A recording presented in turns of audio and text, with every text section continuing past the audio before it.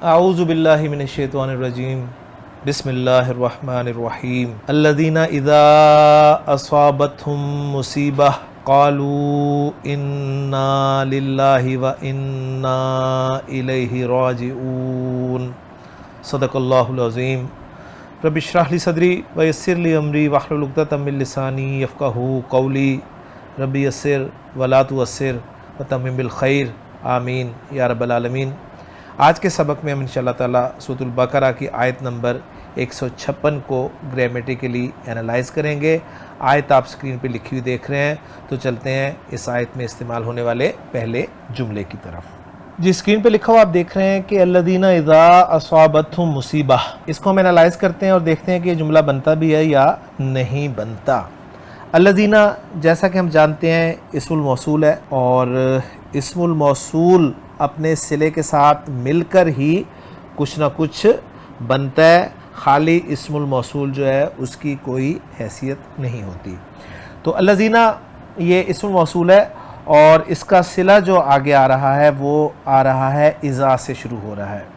اذا یہاں سے ہم اس کا صلہ بنا دیں گے، اور اگر اس کو ہم انالائز کرنا چاہیں تو اذا ہم جانتے ہیں کہ یہ ظرفیہ شرطیہ ہوتا ہے، تو دونوں طریقے سے ہم اس کو یہاں پر مینشن کر سکتے ہیں۔ تو اذا ظرفیہ شرطیہ، یعنی اس میں شرط کا مفہوم بھی پایا جاتا ہے، اور تفصیل سے میں اس پہ پہلے بات کر چکا ہوں کہ آسان انالیسز اگر اس کا کیا جائے تو اذا کے بعد جو جملہ آئے گا جو اصابتہ مصیبہ کی صورت میں آ رہا ہے، اس کو تو ہم شرط بنا دیں گے، اور جو آگے آئے گا اس کو ہم جواب الشرط بنا دیں گے، ٹھیک ہے۔ پھر یہ شرط اور جواب الشرط ملا کر ہم الذین اسم موصول کے لیے صلہ بنا دیں گے، اور پھر الذین اسم موصول کو صلے کے ساتھ ملا کر کیا بنائیں گے وہ ہم بعد میں دیکھیں گے۔ بہرحال آسان ترکیب تو یہ ہے، لیکن گرامر والے اس کو کس طرح ذکر کرتے ہیں، وہ کہتے ہیں کہ اذا جو ہے یہ ظرف ہے، اور اس کے بعد جو اصابتہ مصیبت آ رہا ہے وہ مضاف الیہ ہے، جملہ فعلیہ، اور پھر ظرف اور مضاف الیہ یہ متعلق ہوتے ہیں کسی نہ کسی کے، یہ متعلق ہوں گے جو آگے آ رہا ہے نا قالوا انا للہ و انا الیہ راجعون، اس کے متعلق ہو جائے گا۔ تو اس طریقے سے یہ ذرا تھوڑی سی ٹیکنیکل اور مشکل ترکیب ہو جاتی ہے۔ آسان ترکیب یہی ہے کہ اذا ظرفیہ شرطیہ ہم کہہ کر اصابتہ مصیبہ کو شرط قرار دے دیں اور اگلے جملے کو ہم جواب شرط قرار دے دیں، تو ہم اسی پر عمل کرتے ہیں۔ اصابت آپ دیکھ رہے ہیں اس میں حمزہ زائد ہے، صاد، الف اور با یہ گرین کلر میں آپ کو مادے کے حروف کے طور پہ نظر آ رہے ہیں، لیکن ہم جانتے ہیں کہ الف کبھی بھی کسی فعل کے مادے کا حرف نہیں ہو سکتا۔ الف چینج ہوتا ہے، یا تو واو سے چینج ہوتا ہے یا پھر یا سے چینج ہوتا ہے، تو یہ واو یا سے چینج ہے، تو ہم ڈکشنری میں صاد، واو اور با، یا صاد، یا اور با کے حروف مادہ میں اس لفظ کو ڈھونڈنے کی کوشش کریں گے۔ تو صاد، واو، با میں ہمیں یہ ملے گا، باب فعال سے یہ استعمال ہوا ہے کیونکہ اس میں شروع والا حمزہ جو ہے وہ آپ کو زائد نظر آ رہا ہے، تو صاد، واو، با، اسوابا، یسوبو، اسوابن نارمل بنے گا، اور پھر چینجز کے بعد اصابا، یصیبو، اصابتن، اس طرح یہ استعمال ہوگا۔ اس کے معنی ہوتے ہیں کسی چیز کا نشانے پر جا لگنا، اور پھر پہنچنا کے معنی میں یہ استعمال ہوتا ہے۔ تو اسکرین پہ آپ بہرحال دیکھ رہے ہیں کہ خان صاحب نے اس فعل کو کس طرح ذکر کیا ہے۔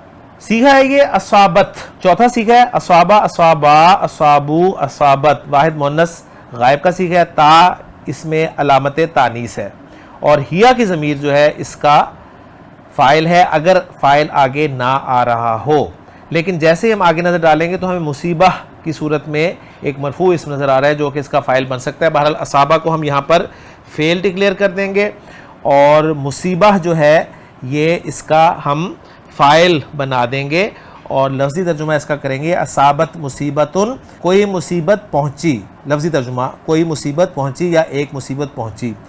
ہم اوپر جو آپ دیکھ رہے ہیں یہ ضمیر منصوب متصل ہے جو کہ مفعول بہ کے طور پر یہاں پر استعمال ہو رہا ہے۔ تو اصابت فعل اپنے فاعل مصیبہ اور ہم ضمیر منصوب متصل مفعول بہ کے ساتھ مل کر جملہ فعلیہ خبریہ ہو کر یہ شرط بن گیا، اور ترجمہ ہم اس کا یوں کریں گے کہ جب کوئی مصیبت انہیں پہنچتی ہے تو جواب و شرط کیا ہوگا وہ آگے آ رہا ہے۔ جواب شرط آ رہا ہے قالو، اب یہ ماضی کے صیغے ہیں لیکن اذا کی وجہ سے ہم اس کا ترجمہ جو ہے وہ ماضی میں نہیں کر رہے، قالو وہ کہتے ہیں، تو قالو فعل اور فاعل ہو گیا، کیونکہ سیکھا پہلے اور چوتھے کے علاوہ ہے تو قالو فعل با فاعل ہو گیا. اب قالا فعل کے لیے ہمیں مفعول بھی یعنی مقول القول چاہیے. تو مقول القول ہم جانتے ہیں ایک جملہ ہوتا ہے, تو آگے جملہ آ رہا ہے انا للہ, ایک جملہ یہ ہے, اور پھر واو عاطفہ کے ذریعے دوسرا جملہ بھی اس کے ساتھ اٹیچ ہے. تو میں نے ایک ہی اسکرین پہ دونوں جملوں کو یہاں پر لکھ دیا ہے تاکہ ہمارا وقت بھی بچ سکے اور جگہ بھی بچ سکے.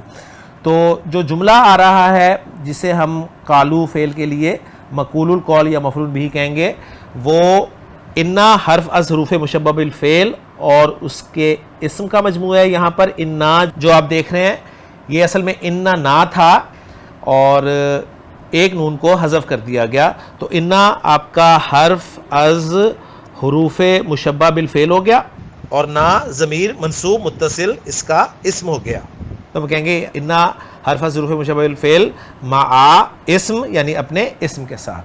اب انا کی خبر چاہیے. انا کا اسم منصوب ہوتا ہے تو انا کی خبر مرفوع ہوتی ہے, لیکن انا کی خبر کبھی مفرد ہوتی ہے, کبھی جملہ ہوتی ہے اور کبھی شبہ جملہ ہوتی ہے. تو یہاں پر وہ شبہ جملہ جار مجرور کے طور پر استعمال ہو رہی ہے. تو للہ جو ہے یہ آپ کا جار اور مجرور کا مجموعہ ہو گیا, اور اس کو ہم کہیں گے یہ شبہ جملہ ہو کر خبر بن گئی انا کی. ٹھیک ہے, یہ خبرو انا ہم اسے قرار دے دیں گے, خبرو انا. اب یہ انا للہ, انا اپنے اسم اور خبر کے ساتھ مل کر جملہ اسمیہ خبریہ ہو کر محلاً منصوب قالو فعل کے لیے مفعول بہ مقول القول ہو گیا. قالو فعل اپنے فاعل اور مفعول بہ سے مل کر جملہ فعلیہ خبریہ ہو کر یہ جواب شرط ہو گیا یا جزا ہو گیا اذا کے لیے, اور پھر اذا اور پھر شرط جواب شرط جو ہے یہ مل کر الذین اسم موصول کے لیے صلہ بن جائے گا. ابھی ہم اس کو چھوڑ رہے ہیں کہ الذین اسم موصول اپنے صلے کے ساتھ مل کر کیا بنے گا. بہرحال اگلے اس کے ساتھ جو اٹیچ جملہ ہے اس کو انالائز کر لیتے ہیں. واو آپ کا عاطفہ ہے اور اس کے بعد پھر آپ دیکھ رہے ہیں کہ انا نظر آ رہا ہے جو کہ حرف از حروف مشبہ بالفعل اپنے اسم کے ساتھ ہے. اس کے بعد آگے ہمیں الیہ مل رہا ہے.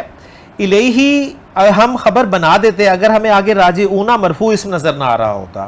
تو پہلے ہم راجعون انا کی خبر جو ہے اس کو مینشن کرتے ہیں. تو راجعون جو ہے یہ مرفوع اسم ہے تو یہ خبرو انا ہو گئی, تو انا کا اسم ہو گیا, انا کی خبر ہو گئی. اب یہ الیہ جو ہے یہ جار مجرور ہے, یہ جار مجرور کا مجموعہ ہے یوں ہم کہیں گے, اور یہ متعلق ہو جائے گا. کس کے متعلق ہو جائے گا؟ یہ متعلق ہو جائے گا راجعون کے.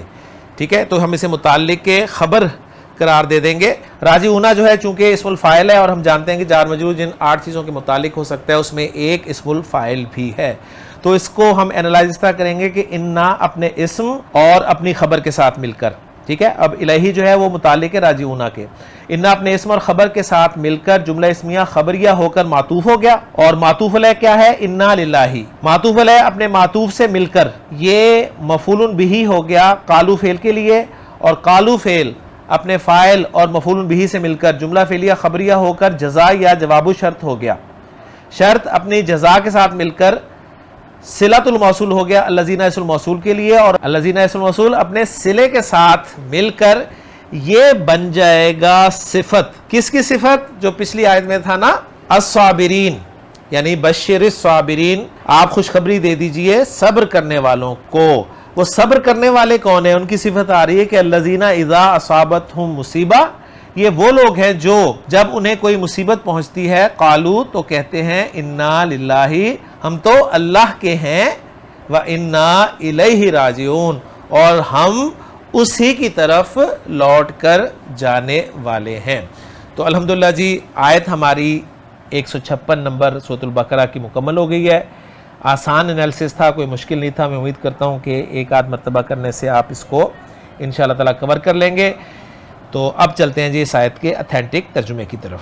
یہ اتھینٹک ترجمہ آپ اسکرین پہ لکھا ہوا دیکھ رہے ہیں کہ الذین اذا اصابتہم مصیبہ, وہ لوگ کہ جب انہیں کوئی مصیبت پہنچتی ہے قالو تو کہتے ہیں انا للہ, بے شک ہم اللہ کے لیے ہیں, اللہ کے ہیں زیادہ مناسب ترجمہ ہے یہاں پر, وَإِنَّا إِلَيْهِ راجعون, اور بے شک ہم اسی کی طرف لوٹنے والے ہیں. تو الحمدللہ جی آیت نمبر 156 مکمل کرنے کے ساتھ میں آپ سے اجازت چاہتا ہوں. انشاءاللہ اگلے لیکچر میں نئی آیت کے ساتھ آپ سے ملاقات ہوگی.